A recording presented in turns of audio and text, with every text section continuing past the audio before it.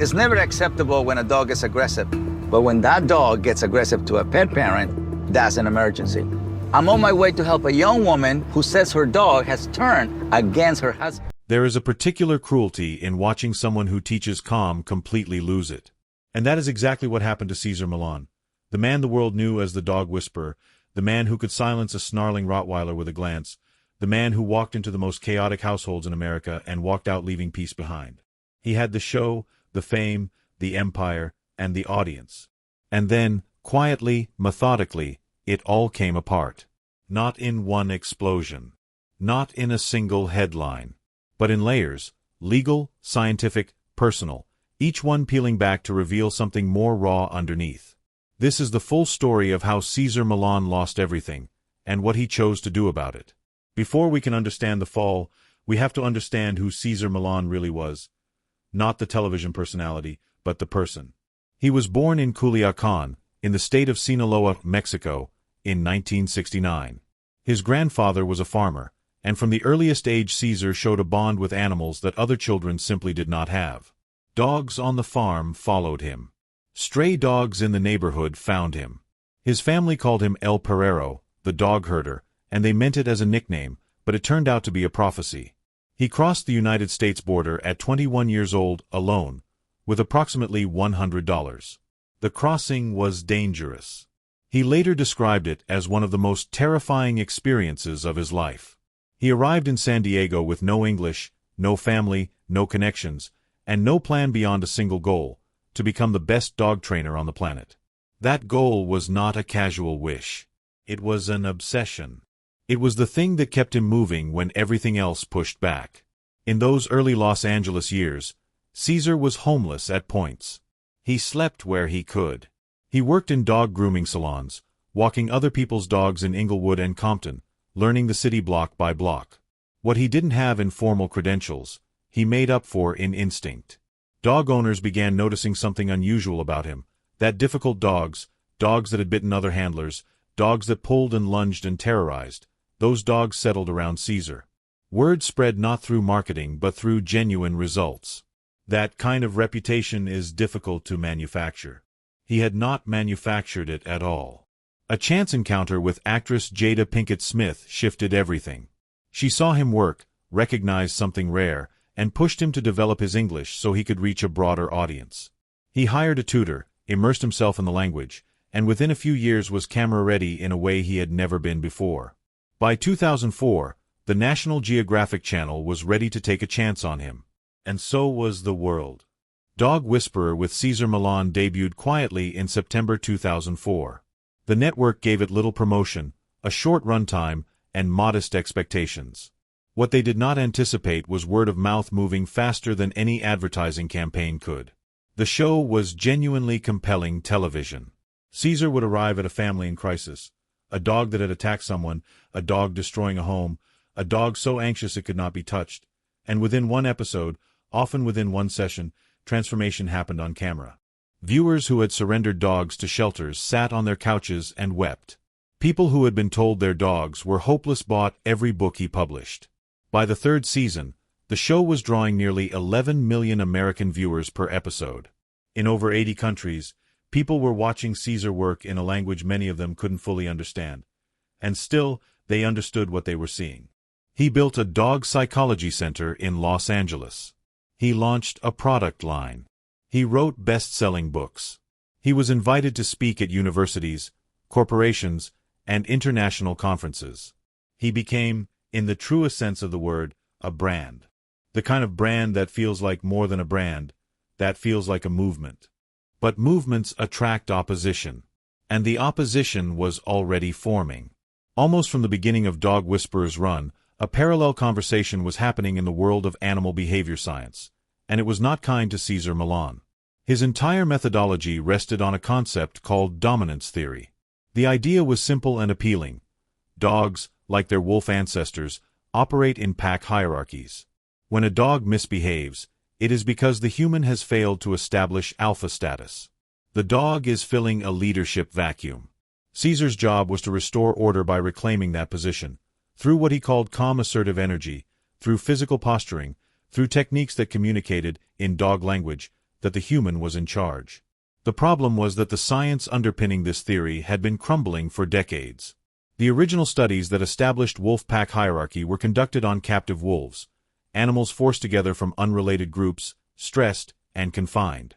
Under those artificial conditions, dominance displays were common. But researchers studying wild wolves in their natural habitats found something very different. Wolf packs are primarily family units, organized around parental cooperation, not aggressive dominance competition. The alpha wolf is typically just the parent.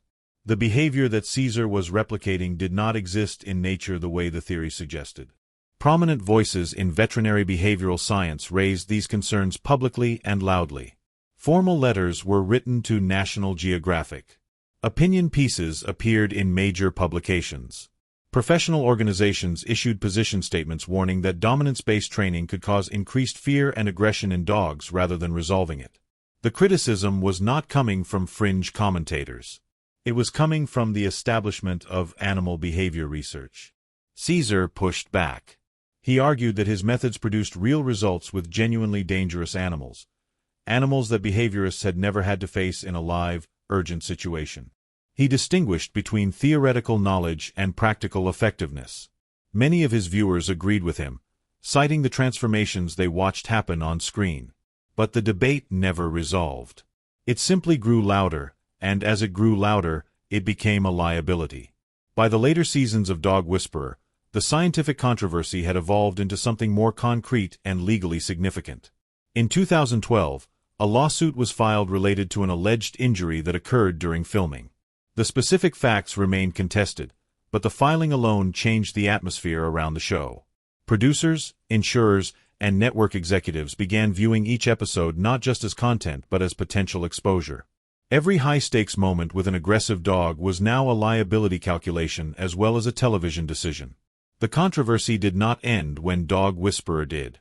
On Caesar's subsequent series, Caesar 9/11, a training session involving a dog and a pig resulted in an animal cruelty investigation by California authorities. No charges were filed, but the investigation was public, the coverage was negative, and for critics it confirmed exactly what they had been arguing for years, that the methods involved carried real risk to real animals. For National Geographic, which had built its identity on scientific credibility and global trust, the position became untenable. The network was defending a flagship program that the scientific community actively condemned. Advertisers who had been comfortable with dramatic dog transformations were far less comfortable with animal welfare investigations. The math was changing. The show still had an audience, but it also had a cost, not just in production dollars, but in reputation. None of what happened publicly could prepare anyone for what Cesar Millan was going through privately. In February of 2010, his pit bull daddy died at the age of 16. This requires some context to fully understand. Daddy was not simply a pet.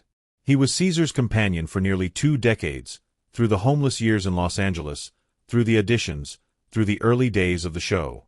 Daddy appeared in more episodes of Dog Whisperer than nearly any other dog. He was the living demonstration of everything Caesar preached: calm, balanced, steady. He was also, in the most private sense, the one constant in Caesar's life through all its turbulence. Losing Daddy hit Caesar at a depth that surprised even those close to him.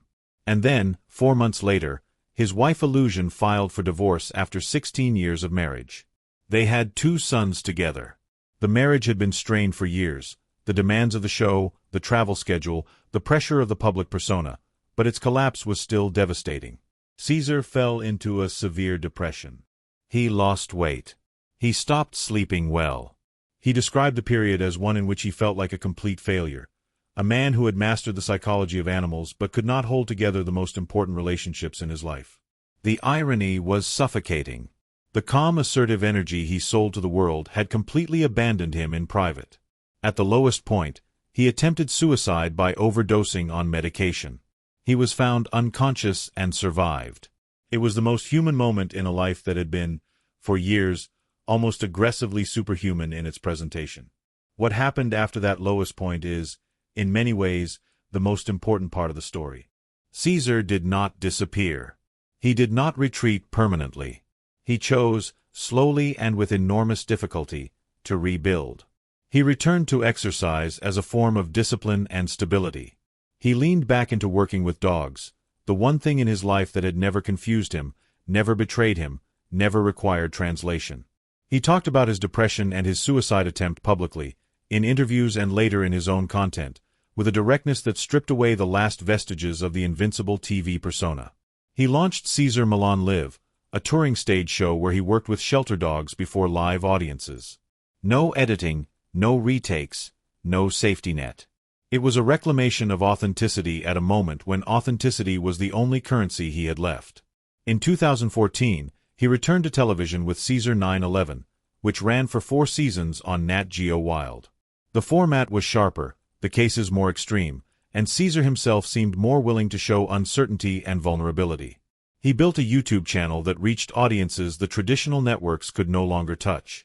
He found love again, eventually becoming engaged to Jahira Dar, whom he proposed to in Athens, with the Acropolis as backdrop, the kind of scene that reads less like a publicity moment and more like a man finally exhaling. In 2021, he launched Cesar Millan, Better Human, Better Dog, a series that moved the conversation deliberately beyond training techniques and into human psychology, emotional patterns, and the ways people project their unresolved issues onto the animals in their care. It was, quietly, his most sophisticated work, and perhaps his most honest. The end of Dog Whisperer was not caused by one thing. It was caused by the collision of many things at once. Scientific backlash that damaged the show's credibility, legal incidents that raised its cost, changing cultural attitudes toward animal welfare, a network caught between entertainment value and institutional reputation, and a man privately drowning while his public image stayed afloat. What makes Cesar Millan's story unusual is not the fall. Falls happen. What is unusual is the quality of the rebuild. He did not come back defensive. He did not come back pretending that nothing had happened. He came back changed, more complex, more honest, and arguably more effective, because the certainty that had always been his greatest weapon had been tempered by genuine humility. The Dog Whisperer lost everything. The show, the marriage, the dog he loved most, nearly his own life. But Cesar Millan, the man beneath the television character, found something in that wreckage that the character never had. He found the ability to be imperfect on purpose. And in a strange way, that made him more worth listening to than he ever was before.